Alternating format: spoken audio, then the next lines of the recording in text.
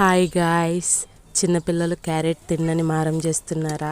అయితే carrot dosa try చేయండి, ఖచ్చితంగా తింటారు. చూడండి ఎంత బాగా తింటారో, ఒకసారి ట్రై చేయండి.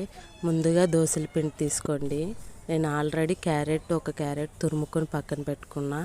ఆ తురుము తీసుకొని అందులో కొంచెం సాల్ట్ వేసుకొని మొత్తం మూడు కలిసేలా మిక్స్ చేసుకోండి.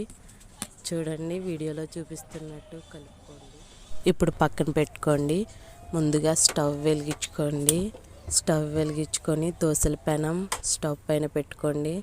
మంట మీడియం ఫ్లేమ్లో ఉండేటట్టు చూడండి. ఇప్పుడు పెనం హీట్ అయ్యాక మనం ముందుగా కలిపి పెట్టుకున్న దోశల పిండి ఉంది కదా, ఆ దోశల పిండి వేసుకొని రౌండ్గా వచ్చేటట్టు దోశ వేసుకోండి. చూడండి వీడియోలో చూపిస్తున్నట్టు వేసుకోండి.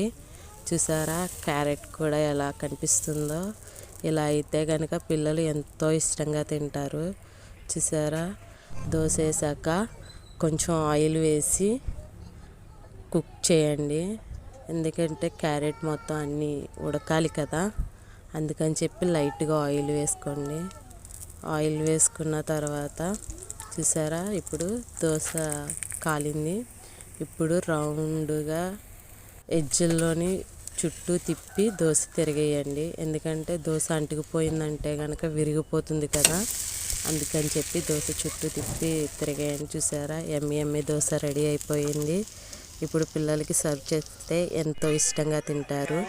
మా వీడియోస్ మీకు నచ్చితే లైక్, షేర్, సబ్స్క్రైబ్.